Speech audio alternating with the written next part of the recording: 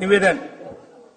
महाराष्ट्र भूषण पुरस्कार हा राज्याचा सर्वोच्च नागरी पुरस्कार महाराष्ट्र शासनामार्फत दरवर्षी देण्यात येतो. या पुरस्काराचे स्वरूप रक्कम ₹25 लाख, मानपत्र, मानचिन्ह व शाल असे आहे.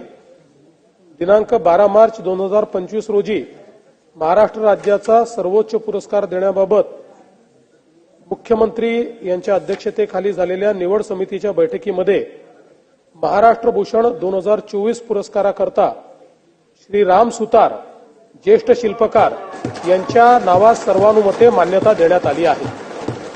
या ठिकाणी सांगितलं पाहिजे की श्री राम सुतार साहेब यांचं वय 100 वर्ष आहे आणि अजूनही त्या ठिकाणी ते शिल्प तयार करतायत. आणि विशेषतः आपलं जे चैत्यभूमीचं जे आपलं डॉक्टर बाबासाहेब आंबेडकरांचं स्मारक होत आहे त्याच्यामध्ये भारतरत्न डॉक्टर बाबासाहेब आंबेडकरांची मूर्ती देखील तेच तयार करतायत.